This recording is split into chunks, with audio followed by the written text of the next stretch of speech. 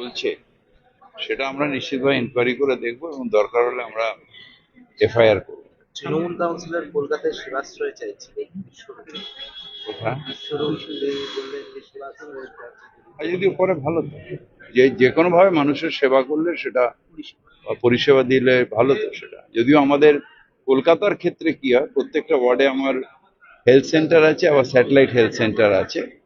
তারপরে যদি কেউ ক্যাম্প করে সেটা তো আপত্তি করার কিছু ব্যাপার না। আপনি একটা কথা বলেন, বেসরকারি বাজার যেগুলো অবস্থা খারাপ সেগুলো দিয়ে ইমিডিয়েট ব্যবস্থা না নেবে তাহলে আমাদের কিছু কিছু বাজার আছে যেগুলো আমাদের নিজেদের বাজার, সেগুলোতে আমাদের ইমিডিয়েট ব্যবস্থা নিতে হবে। যেরকম পার্সাগাস মার্কেট আছে, বেহালায় শখের বাজারের কাছে একটা মার্কেট আছে, যেটা আমি নিজে গেছিলাম কয়েকদিন আগে।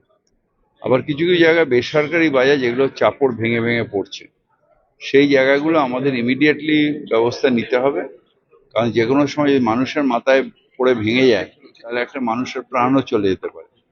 তো এগুলোকে আমরা বিল্ডিং এ যেরকম ডেঞ্জারাস বিল্ডিং এ যেরকম নোটিশ দিয়ে তাদের দরকার হলে ক্লোজার এর জন্য মানে যে আইনত যে প্রসেস, সে প্রসেসটা করবে।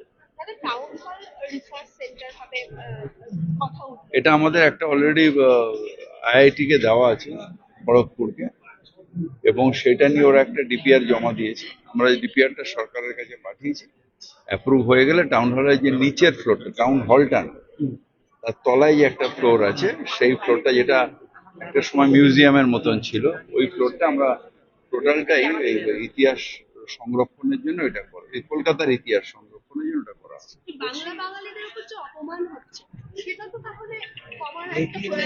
দেখুন নবনির্বাচিত সভাপতিকে নিয়ে বললেন কি হচ্ছে যে বাংলার ঐতিহ্য রক্ষা করার দায়িত্ব প্রত্যেকটা বাঙালির, এবং কলকাতা পৌরসভা যেহেতু এটা একটা আমাদের ঐতিহ্য এবং বিপ্লবের একটা পীঠস্থান, এখান থেকেই স্বাধীনতা সংগ্রামীরাও উদ্ভূত হতো।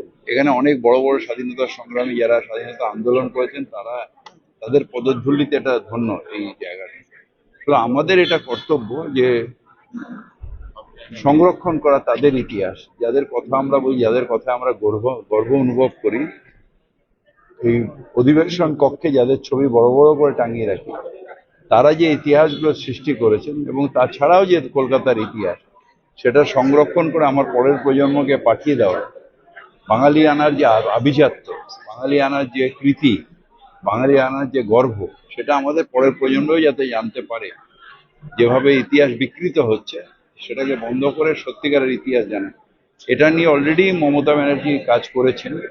তিনি আমাদের আলিপুর যেটা জেল ছিল সেটাকে আলিপুর মিউজিয়াম করেছেন, যেখানে ইতিহাসের অনেকটা, বাংলার ইতিহাসের অনেকটা সংরক্ষণ হয়েছে। কলকাতার ইতিহাসের সংরক্ষণের দায়িত্ব আমাদের, সেই অনুযায়ী টাউন হলটাকে ওইভাবে করা হচ্ছে। এখনো কোনো আপডেট নেই, ওটা অলরেডি ফরেন্সিকে গেছে। যা আমি সকালে খবর নিয়েছিলাম, আমাকে যেটা ওখানকার এসপি বললেন যে এটা অলরেডি গেছে আমাদের এতে ফরেন্সিকে, এবং ওদের সব ব্লাড স্যাম্পল কালেকশন হয়ে গেছে। তো এটা একটা টেকনিক্যাল প্রসেস, তো যতটা টাইম লাগে আমি রিকোয়েস্টও করেছি ওনাদের, যদি একটু তাড়াতাড়ি করা যায় তাহলে আত্মীয় স্বজনরা কিছুটা রিলিফ পাবে। যেমন এটা কলকাতায় এখতিয়ারের মধ্যেও নয়। আর এটা নিয়ে আমি সেদিনও বলেছি, আপনারাও আজকে বলছি যে আমার কাছে কোনো স্পেসিফিক এটার ম্যাপ নেই যেটা নিয়ে আমি কোনো উত্তর দিতে পারবো।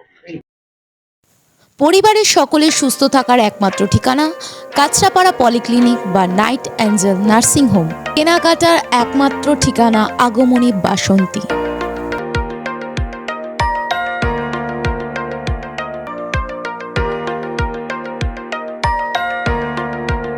এখানে আমাদের সব থেকে মানে এখানে আশেপাশে দেখছি একটু খাবার একটু অসুবিধা হচ্ছিল, তো আমি দেখলাম কি এখানে একটা ছোট্ট একটা চায়ের দোকান করব। তারপরে চায়ের দোকান থেকে ভাবছি ছোট একটা ধাবা করে দিচ্ছি। ছোট ধাবা থেকে দেখছি এবার একটু সাজিয়ে এই আস্তে আস্তে করতে করতে এইভাবে হয়ে যাবে, আমি নিজেও ভাবতে পারিনি।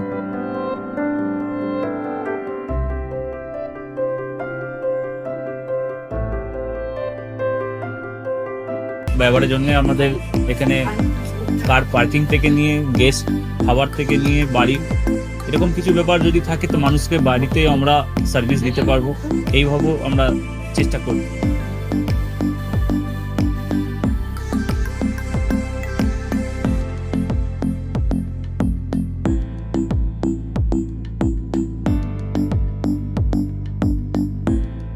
একদম সাধারণ, বাইরে থেকে অনেক চিপ বেস্ট মধ্যে খাওয়াটা কোয়ালিটিটা সবসময় পাবেন।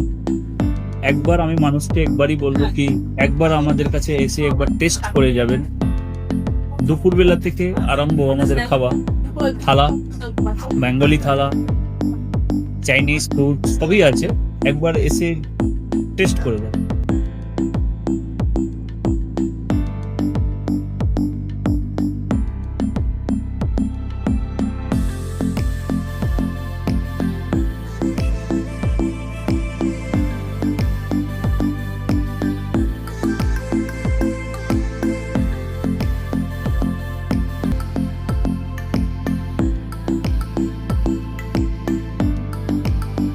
আপনার চ্যানেলের মাধ্যমে বলি একবার আসুন কেশরী ধাবাতে দেখে নিন।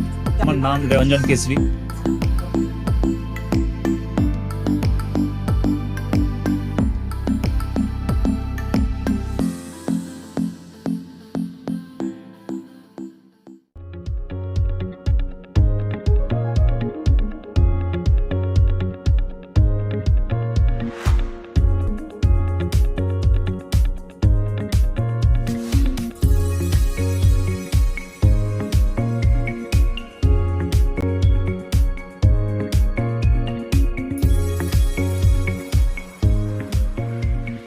এদের রান্নাঘরকে আরো অত্যাধুনিকভাবে সাজাতে সমস্ত কিছু পেতে চলে আসুন নৈহাটি গৌরীপুর চৌমাথা বাজার কেশরী লাইট হাউস।